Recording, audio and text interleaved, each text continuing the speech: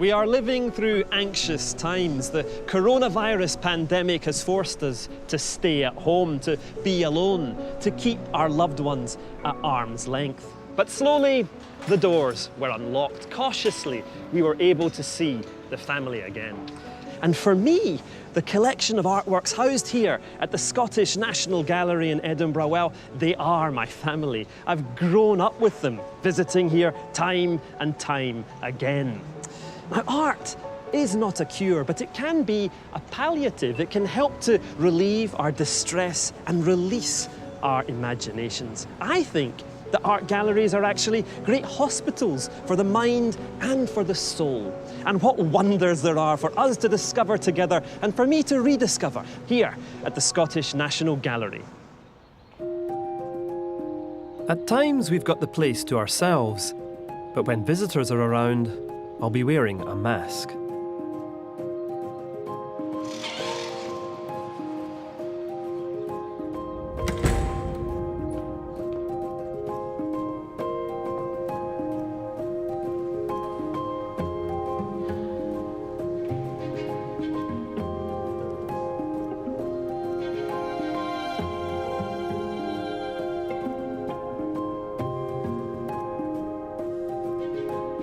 And if there's one relationship I'm desperate to rekindle after all this time, it's with my favourite painting in the collection, An Old Woman Cooking Eggs by Diego Velázquez.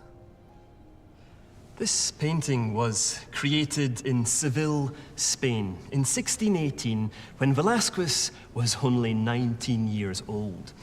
And I've stared at it since I was a student, about the same age as Velázquez, just marvelling at how he created this. The scene is so simple. It's an old lady in a darkened tavern, apparently frying some eggs in a sizzling platter of oil. You can almost taste them. And that's what I just couldn't figure out.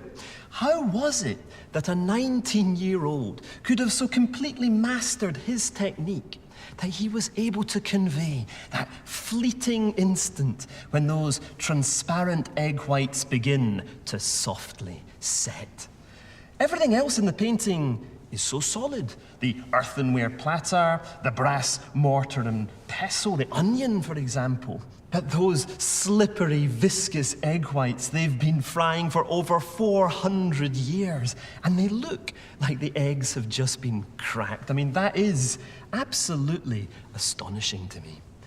Now, when I was younger, I used to look a little bit like the boy in this painting, and over the years, with each subsequent visit, it's almost been as if I've been telling myself, you know, you'll never be Velázquez. You'll never master that kind of technique.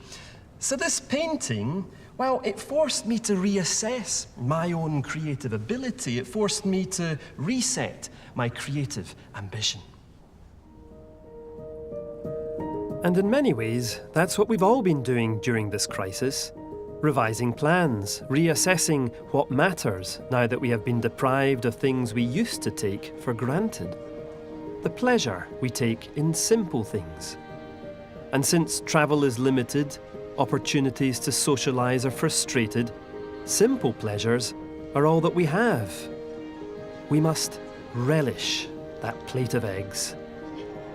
We must relish each other, friends, family.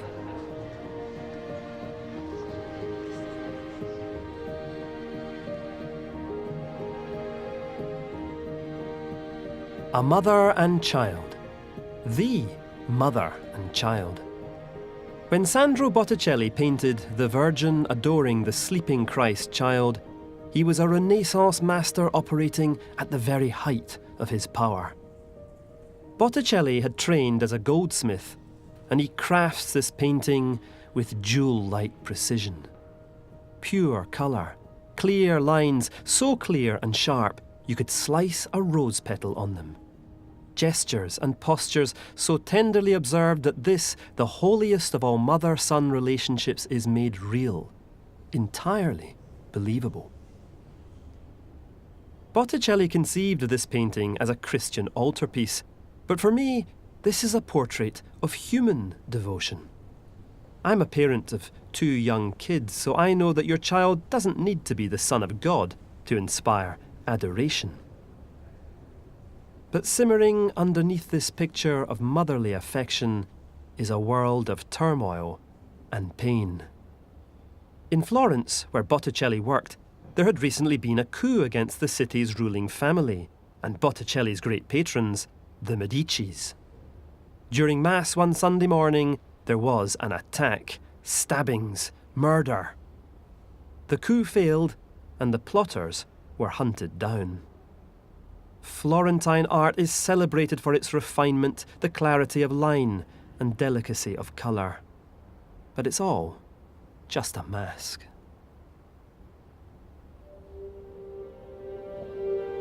Exhibited beneath this is another artwork created in Florence, another piece also born out of turmoil, of a kind every one of us can now relate to.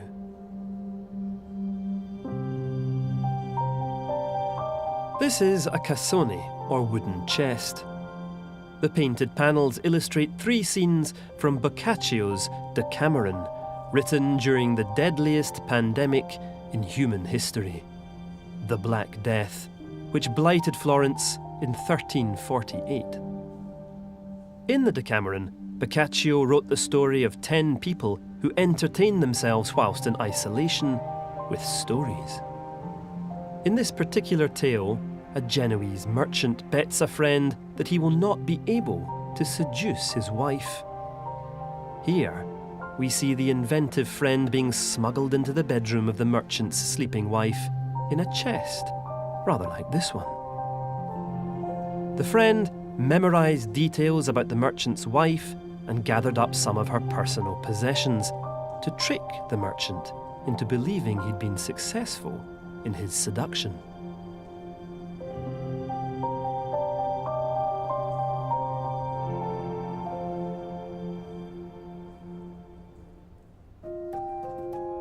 Great art, painting, literature, music, the imagination. It's what we've always unleashed to distract ourselves, to escape our worries. This year, I've also turned to my imagination and to my brushes to escape the bad news. And I'm not alone. During lockdown, many people rediscovered the life-enhancing power of creativity. For me, art is about the process, the impulse for no discernible practical purpose to create patterns and images. From our earliest days, we want to create.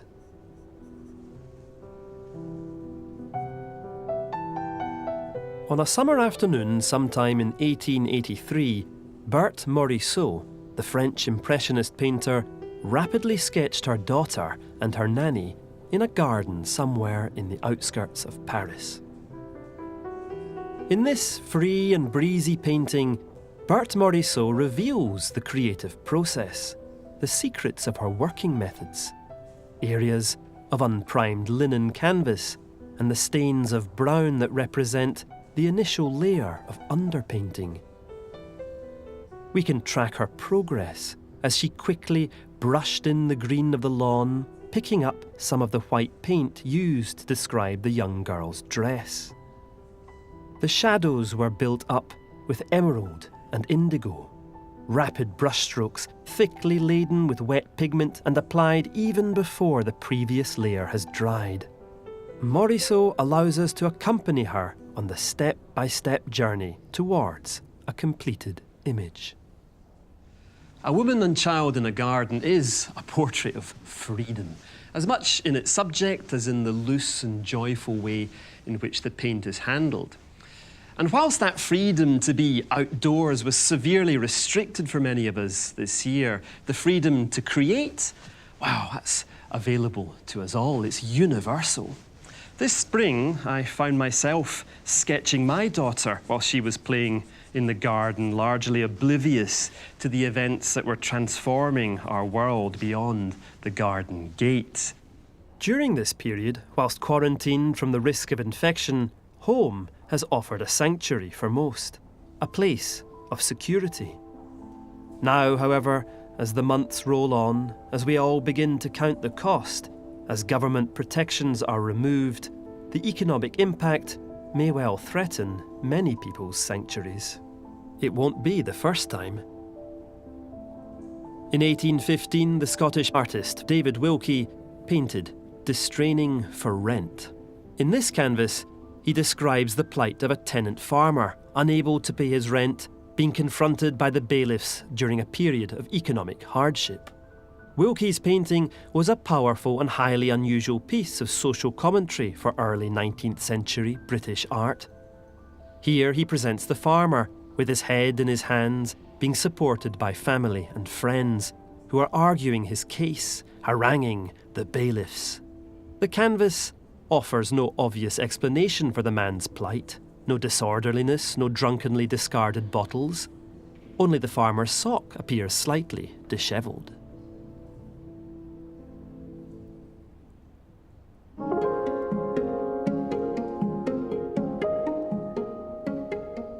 David Wilkie was a painter of the people.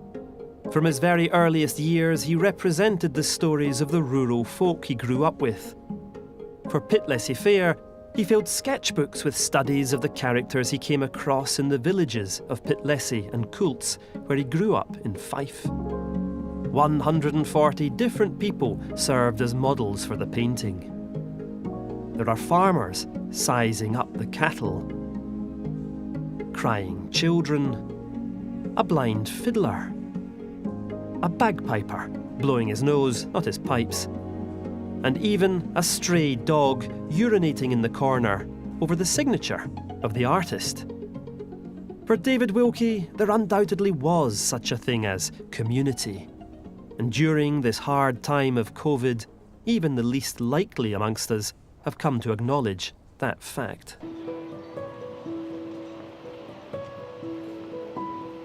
We rely upon our community.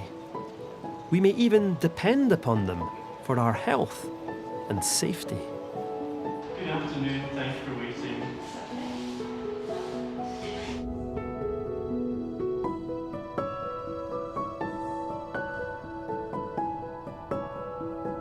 During these past months, many of us have taken great comfort from getting outdoors. What was once a simple pleasure, a daily outing in the park, or more recently in the countryside, has become a life-affirming, spiritually invigorating event. And whilst human society has been embattled, nature has appeared supremely untouched, free from anxiety, free from lockdown. Wildlife has in some ways become a talisman for us. Come with me into the Highlands, leave your living rooms far behind, and let's go roaming in the gloaming together.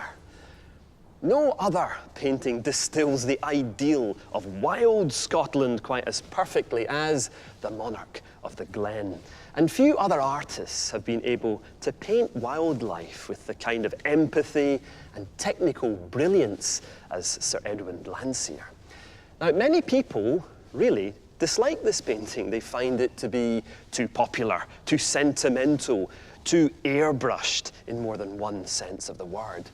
But zoom closer and ever closer into the brushwork on this canvas, and I can only ever find it to be bewitching. This is Victorian virtual reality.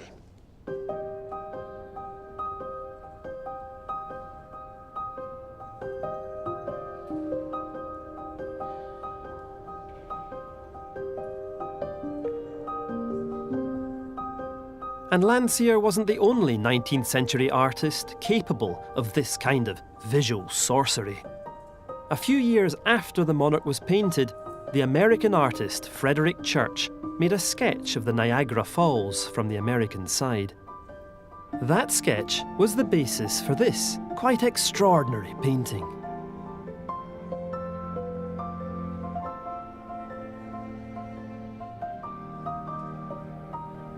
During the recent crisis, the great outdoors has given us an opportunity to be physically revitalised, but it's also provided some very welcome mental relief. Nature's timeless cycle of renewal and regeneration has been hugely comforting during a period of such uncertainty. And for me, this painting really does convey the overwhelming power of nature. Something whose immensity can contextualize our individual fears. It can absorb our stress. Just cast your worries into this painting and let them be carried away into the mist. This is art as therapy.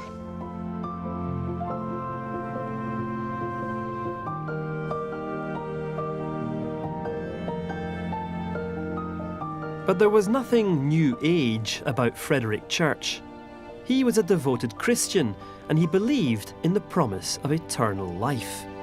When he painted this landscape, he was making a parallel between the unending and eternal glory of the natural world, God's creation, and the reward of an unending and eternal afterlife in heaven, which he believed was his Christian destiny.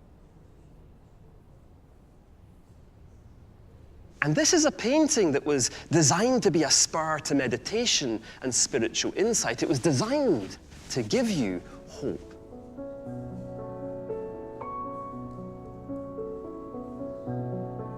And the very existence of many of the artworks in these galleries is in itself a reason for hope.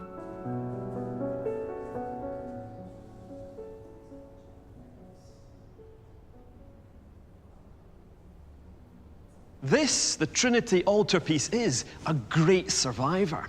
And it was painted in Bruges by the artist Hugo van der Goes in 1478. On one side, we can see a portrayal of King James III of Scotland with his son and his queen. And on the reverse of these panels, there's a representation of a vision, as experienced by the man who commissioned this artwork, Sir Edward Bonkill, Provost of the Holy Trinity's Collegiate Chapel in Edinburgh. A vision of the Holy Trinity, the Father, the Son, and the Holy Ghost. This artwork is one of the greatest masterpieces ever to have been commissioned for a Scottish chapel, but that fact offered it very little protection, because where I'm standing here, there should be a central panel, probably painted with an image of the Virgin and Child. But it doesn't exist any longer. It was destroyed, we think, during the Reformation in the 16th century. For worshippers at the time, this systematic destruction of artworks by Protestant reformers was a cause of great pain. Society undergoes regular turmoil, upheavals that threaten to overturn everything that we hold dear. And art bears the scars. Art bears witness. The Trinity altarpiece was designed to act as a focal point for people's spiritual faith, their prayers, their emotions.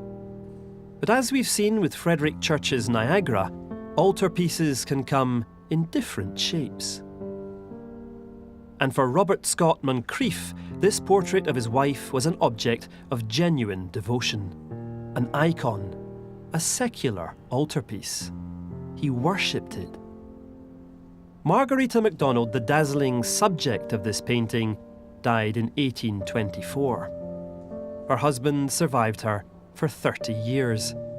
And during that time, this portrait remained in his dining room, accompanying him to every meal, catching his eye every day. He never remarried. He loved her. Henry Raeburn portrayed Margarita in a blur of soft focus 10 years before her death. Her shawl falls from her shoulders, revealing her chest and the elegant line of her neck.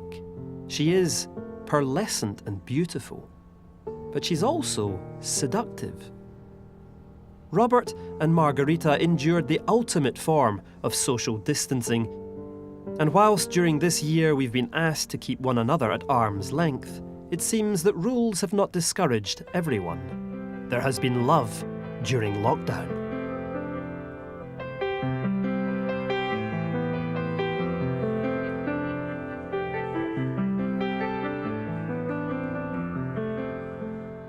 There he goes, incorrigible, unquarantined Cupid, clambering over the two sleeping babes his very own arrows might be responsible for. This is The Glorious 3 Ages of Man by Titian. Across from them, a pair of lovers, young, beautiful. They have eyes only for each other. Titian uses colour like no other artist. During the Italian Renaissance, Botticelli and his Florentine pals would dazzle you with sharp draftsmanship. But in Venice, Titian's town, colour was king. Lapis lazuli, carmine, china red. They burn across the surface of this canvas. Those hues draw you in, bring you closer. Isn't this lovely, you think? And then you begin to wonder, what's this old charred tree stump? What's that guy in the distance holding? Oh dear. Titian has painted a meditation on life and death. Love may be eternal, as Robert Moncrief would surely have told this young couple, but the body is transient. Art has always allowed us to confront and consider our human fragility, our mortality.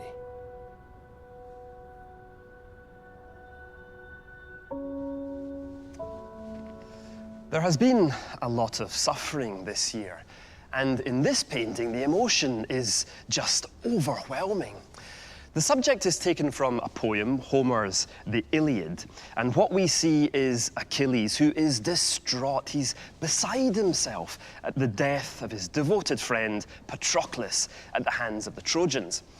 But what Gavin Hamilton has really painted for us here is a kind of behavioural template. I mean, this is how you grieve. Achilles will simply not be consoled by his companions. He won't be restrained or constrained by social expectations. His grief for the death of another man will be expressed. It will be unleashed. Now, in today's world, many people have been prevented from using all those social conventions that normally allow us to process our grief. That visit to the bedside, the graveside, the simple hug. And in this context, art is much more than just a pretty picture. It becomes an extraordinary machine for generating empathy. It can help us to feel. So a painting like this can become an outlet for our grief. It can confirm our emotions. But art also has the power to uplift us. It can help us to feel better.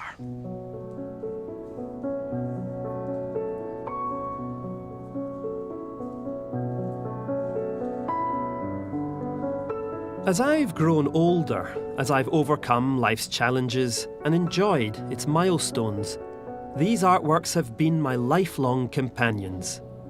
They teach me new things every time I see them. They allow me to draw new kinds of comfort and inspiration from the work of some of the greatest artists in history.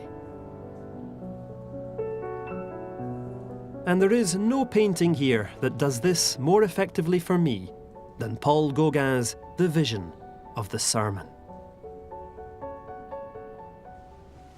I mean, what a painting. If there's something worth enduring deprivation for, it's this. If there's something worth surviving for, it's this.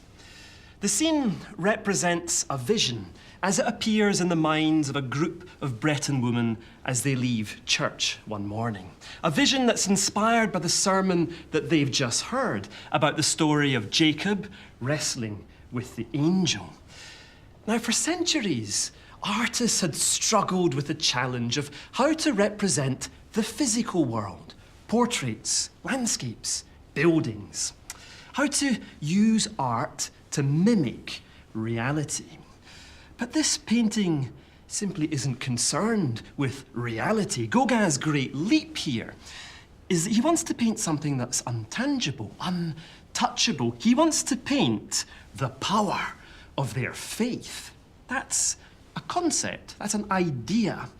And to some extent, this painting marks the beginning of conceptual art, because from this moment onwards, artists increasingly and very self-consciously began to look to an inner landscape of feelings and ideas for their inspiration, and nothing would ever be the same again.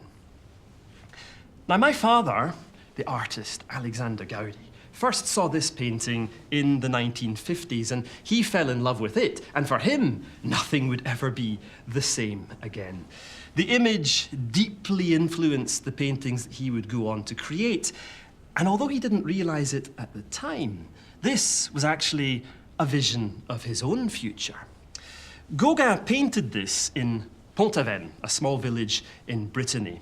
And 10 years after my dad first encountered this painting, he would meet and marry my mother, Marie Renée Dorval, who is from Brittany.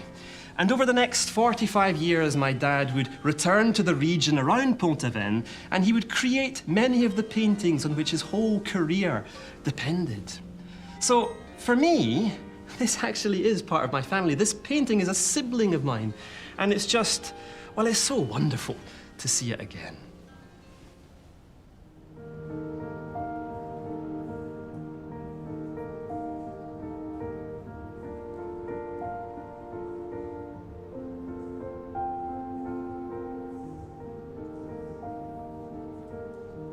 To bring my visit to an end, I've come to one of the smallest rooms in the gallery. A room that feels like a chapel. It houses the 7 Sacraments by the French painter Nicolas Poussin. These 7 images, painted between 1644 and 1648, are widely acknowledged as being one of the greatest sets of paintings ever produced in the history of Western art.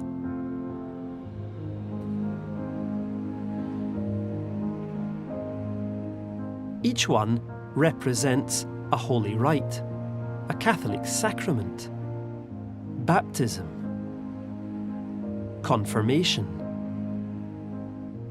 marriage, penance, ordination, the Eucharist, and last rites. But beyond their religious significance, these images are really about universal experiences, the milestones that shape every human life: birth, childhood, love, loss. Today, our minds are preoccupied with a rapid stream of news updates, health statistics, government guidelines. And in some people's eyes, there could be nothing more disconnected from our fast-paced crisis than these 7 silent, classical paintings. But for me, these images matter, precisely because their relevance extends beyond the timeline of simply the next tweet. These images concern lifespans, centuries. Their relevance is infinite. This is a room in which you can consider the pillars of life, from cradle to grave. And this is an art gallery open to everyone, in which you can come and contemplate examples of human ingenuity and resilience, which should convince us all that even in these darkest of times, we will ultimately prevail.